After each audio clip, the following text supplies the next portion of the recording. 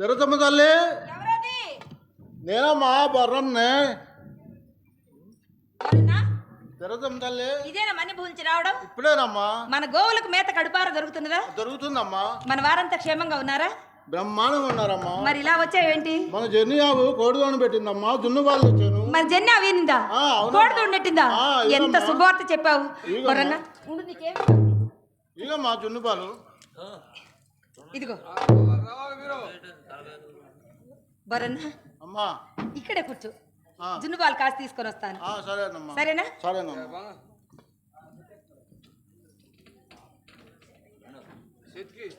ఇదిగో ఈ గాజు తీసుకో. వద్దులమ్మా. పర్లేదు తీసుకో. అమ్మ వద్దమ్మా. తీసుకోరా.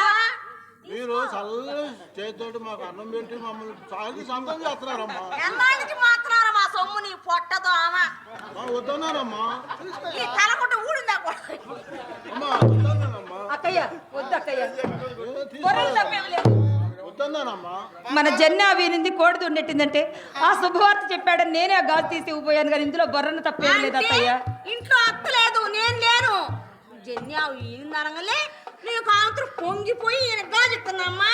అక్కయ్య నువ్వు చావిట్లో ఉన్నావు, అత్తయ్య పేరంటానికి వెళ్ళింది, అందుకే. అయినా ఇది మా పుట్టింటి వాళ్ళు పెట్టిందేగా.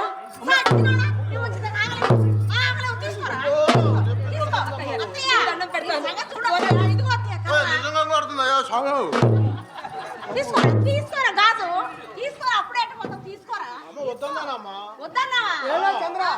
చేస్తే మాకు అన్నం పెడుతున్నారు చాలా మంది. అది కాదే, మన బంగారం మంచిదైతే వాళ్ళని అనుకోవాలన్న పనే ఉంది. మీరు చల్లగా ఉంటే చాలమ్మా.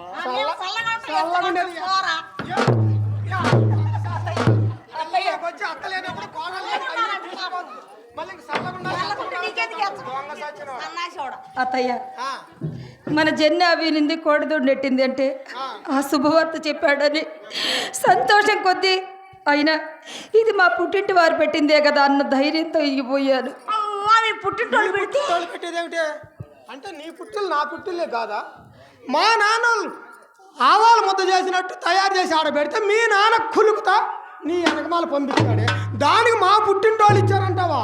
అంటే మా పుట్టింటోళ్ళు నీ పుట్టింటోళ్ళు ఒకటి కాదా?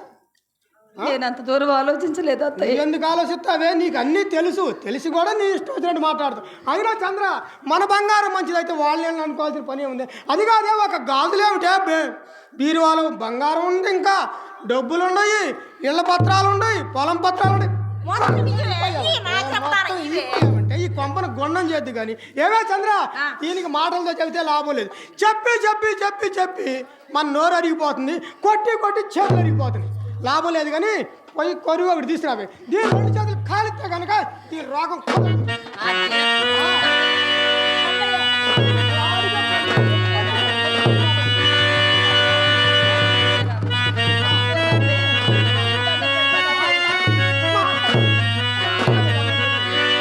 బేసాన్ని తెల్లారు చక్కబడి చేస్తావే.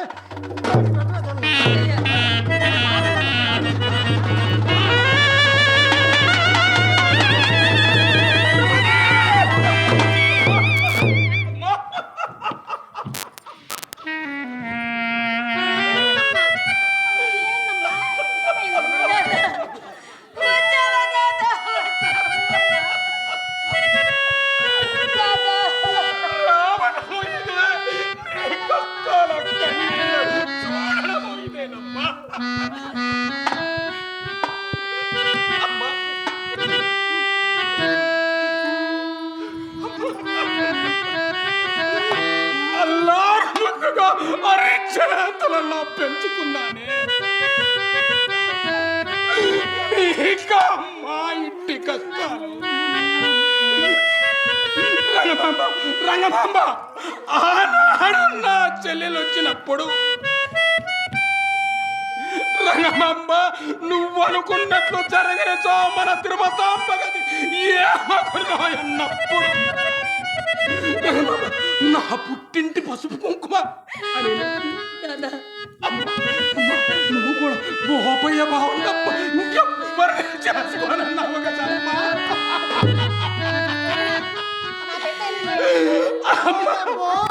అమ్మ బొమ్మ అట్లా వాడేసుకుని ఏడుస్తారు ఎందుకు? ఇప్పుడు ఏదో కొంపలేదో చేసావు నా బిడ్డ ఏం చేసావు నా బిడ్డ ఆ రోజు ఏమన్నావు నీ బిడ్డకి ఊళ్ళో పెట్టుకొని చూస్తానన్నావా లేదా వెంకమ్మ నీవు బిడ్డల గల తల్లివే కదా ఓ అబ్బో మేము బిడ్డలు కన్నావా రాళ్ళని కంటే నువ్వు కనుక లేక ఒక బిడ్డను కానీ మా ఎత్తుని పెట్టావు ఏం బిడ్డలు కన్నావా రాళ్ళని కంటే చూడమ్మా నీ బాబు ఏం మాట్లాడుతున్నాడో చూడవే ఇట్లా వాతలు బయట కొట్టావే నువ్వు అసలు మనిషిలా రాక్షసుడా? నువ్వు బిడ్డల కన్నా తల్లివే మాట్లాడవు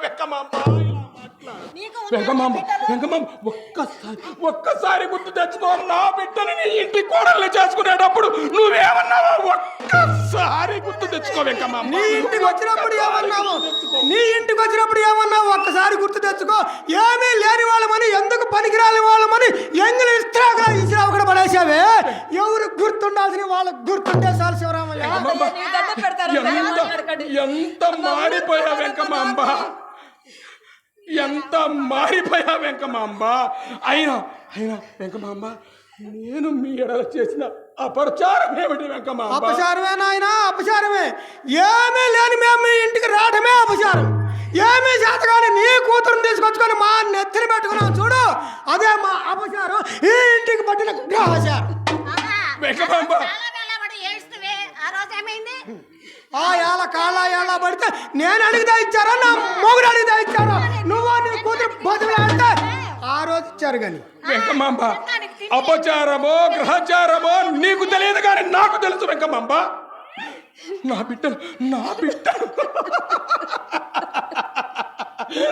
బిడ్డలు నీ ఇంటి కోడలు చేయడమే నేను చేసిన అపచారం నువ్వు నా చెల్లివని చెప్పుకోవడమే నేను చేసిన అపచారం అసలు నేను నీ ఇంటికి రావడమే నేను చేసిన అపచారం వినమ్మా విను అబ్బరాల బిడ్డవగా అమ్మ నాన్నలు అంటే నా అబ్బరాల మాటలు విను నా ఇంటికి రావడమే అపచారం అంట అంత అపచారం అనుకున్న వాళ్ళు నా ఇంటికి రావడం దేనికి వచ్చి రావడంతో ఏడుపులు పెడబొబ్బులు తగాదలాడటం దేనికి సిగ్గులేని మొఖాలకు సిగ్గా సింగారు మరి ఇంకా ఎందుకు అలా నిలబడి ఉంటారు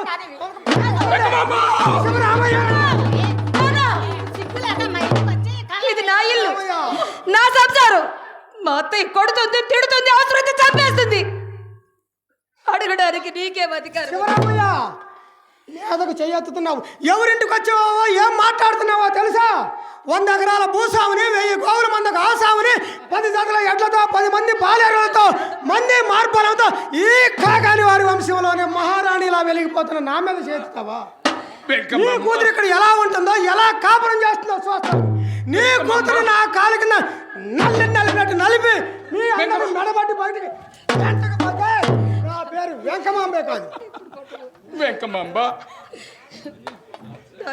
నీవు నా ఇంటికి వచ్చినప్పుడు తినడానికి తిండి లేక నీవు నీ కుటుంబము కాడి కింద జత ఎడ్లు లేక ఒక ఎద్దు ఒక దున్నపోతు బాడుగ బండి తోలుకొని జీవించిన మీకు నా బిడ్డ కళ్ళని మీకిచ్చి నేను చేసిన ఇలాంటి చిన్న గొడవలు ప్రతి ఇంట్లో జరుగుతూనే ఉంటాయి అమ్మా మీ అత్తగారు అన్న మాటలు విన్నావా 100 ఎకరానికి ఆసాములంట 10 మంది పాలేరులు ఉన్నారంట అమ్మా ఈ కొల్లా శివరామయ్య ముందు వీళ్ళంతమ్మా ఒకప్పుడు అమ్మా నువ్వు ఇల్లు ఘాటుగానే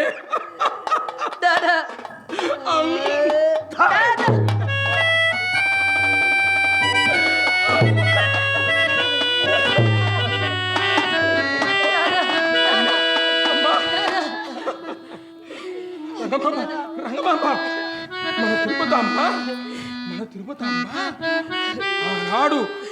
ఆనాడు కాకాని కృష్ణయ్యకి ఇంటికి పంపుకున్నప్పుడు అమ్మా ఈ కొల్లావారి వంశకీర్తి దశలా నిలబెట్టేలా ప్రవర్తించమండి అదే చేసిందమ్మా నా తల్లి అదే చేసింది నా ఇంటికి మీరెవరు నా అత్త మీద చెయ్యెత్తడానికి మీరెవరు అని ఇలాంటి చిన్న గొడవలు ప్రతి ఇంట్లో జరుగుతూనే ఉంటాయి నాన్న గోరంతల్ని కొండంతలుగా చేసి కుటుంబ పొగరాలు రచ్చకేయడమేనా రాదా ఇందుకేనా మీరు వచ్చింది ఎవరు రమ్మన్నారు నారా అసలు ఎందుకు వచ్చావు అమ్మా నిన్ను చూడాలని వచ్చామమ్మా. నీపై ఎన్నో ఆశలు పెంచుకున్నాం అమ్మా. అమ్మా, నిన్ను చూశాక అత్తయ్య నోరు మంచిది కాదు నాన్న, అత్తయ్య నోరు మంచిది కాదు. అత్తయ్య మీద నువ్వు చేయెత్తితే అత్తయ్య నీ మీద ఎక్కడ చేయెత్తుందో అది ఎక్కడ నేను చూడాల్సి వస్తుందని అలా అన్నానే కానీ నీ మనసు కష్టపెట్టాలని కాదు నాన్న, నిన్ను దూరం చేసుకోవాలని కాదు నాన్న. లేదు, నీ అత్తవారింటి గౌరవం కాపాడేందుకు కన్న తండ్రిని కూడా అమ్మా ఈ చేతుల మీద అమ్మా ఎక్కడ నీ పాదాలు కందుతాయని కష్టం అంటే ఏమిటో తెలియకుండా ఎంత కూడా చూడకుండా నిన్ను పెంచానే. నీకా ఈ కష్టాలు? నాన్న ఇవన్నీ మనసులో పెట్టుకోవద్దు. అమ్మా నాన్న రాకొచ్చారు, గుమ్మలో నుంచి వెళ్తారా నాన్న? రా నాన్న, ఒక్క ముద్ద భోంచేసి వెళ్తూ రా నాన్న. భోంచేసే వచ్చామమ్మా.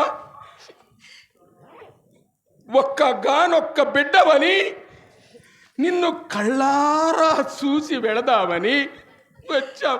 నీ కష్టాలు చూసి కన్నీళ్లతో కడుపు నింపుకుని వెళుతున్నావమ్మా, వెళుతున్నావు. నీ మనసు కష్టపెట్టాలని అనలేదు నాన్న, నిన్న మరణానికి నా గుండె వెయ్యి మృక్కలయ్యింది నాన్న. నిన్ను దూరం చేసుకోవాలని కాదు అమ్మా. అమ్మ నువ్వైనా చెప్పమ్మా, గుమ్మలో నుంచి వెళ్ళకూడదు నాన్న. రా నాన్న. నాన్న నేనే కాదమ్మా, నాలా ఆడబిడ్డల కన్నా ప్రతి కన్న తల్లిదండ్రులు మీ కష్టాల కన్నీళ్లు చూసి కన్నీళ్లతో కడుపు నింపుకుంటానమ్మా. అమ్మా అమ్మా, ఇది నా ఒక్కడ ఆవేదన కాదమ్మా, నాలా ఆడబిడ్డల కన్నా ప్రతి తల్లిదండ్రి పడే ఆవేదనమ్మా. అమ్మా ఒక్క ముద్ద భోజనం చేసి వెళ్తున్నాడు నాన్న, గుమ్మలో నుంచి వెళ్ళకూడదు. నా చెల్లని చెప్పుకోవడానికి కూడా సిగ్గుపడే మీ అత్తయ్య ఆగ్రహంతో మేము భోంచేశామమ్మా, కన్నీళ్లతో భోంచేశాం. అమ్మా రంగమ్మ,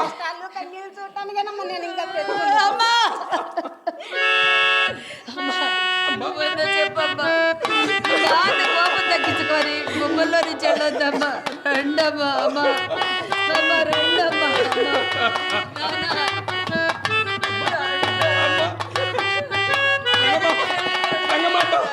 మన బిడ్డ మా చెల్లి ఇచ్చిన మర్యాద ఇక చాలు రంగమ్మ, ఇక చాలు.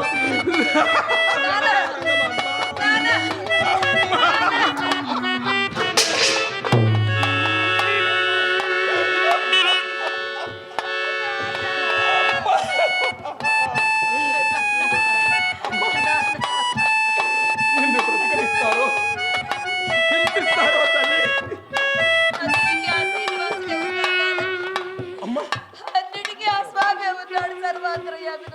ఉన్నాడమ్మా, ఆ శ్రీనివాసుడు అసలు ఉన్నాడమ్మా.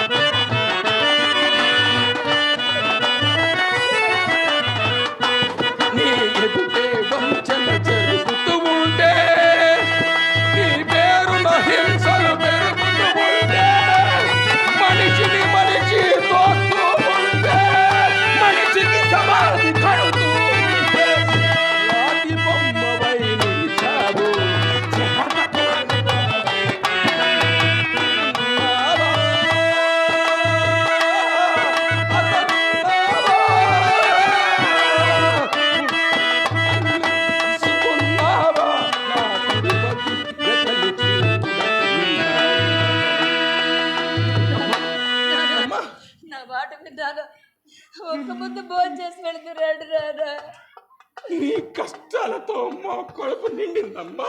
అమ్మా కన్నీళ్లతోనే నువ్వైనా చెప్పమ్మా. అమ్మా నువ్వైనా చెప్పమ్మా. రానా రానా అమ్మా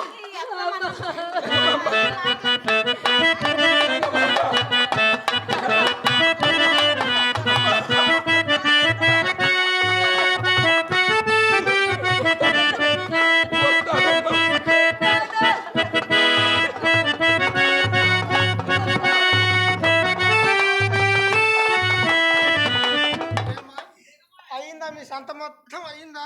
ఈ గోళ్ళు ఇదేమన్నా ఇల్లు అనుకున్నారా గుడి అనుకున్నారా? ఇష్టం వచ్చినట్టు పదం చేసుకుంటా కూర్చోటానికి ఏమే పంపించావా? ఏమన్నా వస్తా ఏమన్నా తీసుకొచ్చారా? ఒక జాకెట్ మొక్క తీసుకొచ్చారా? ఒక ప్లాజా తీసుకొచ్చారా? ఎందుకే నాన్న నాన్న నాన్న అమ్మ అమ్మ నాన్న ఏమే పోయి ఆ ఇంట్లో మొత్తం జావ పెట్టి అలాగే తాతయ్య. అలాగే చేస్తా. మీ అయ్యని మీ అమ్మని తలుసుకుంటా ఇంట్లో కూర్చున్నామంటే పనులు చేస్తానికి ఎవడు మళ్ళీ నీ అమ్మని రావాలి.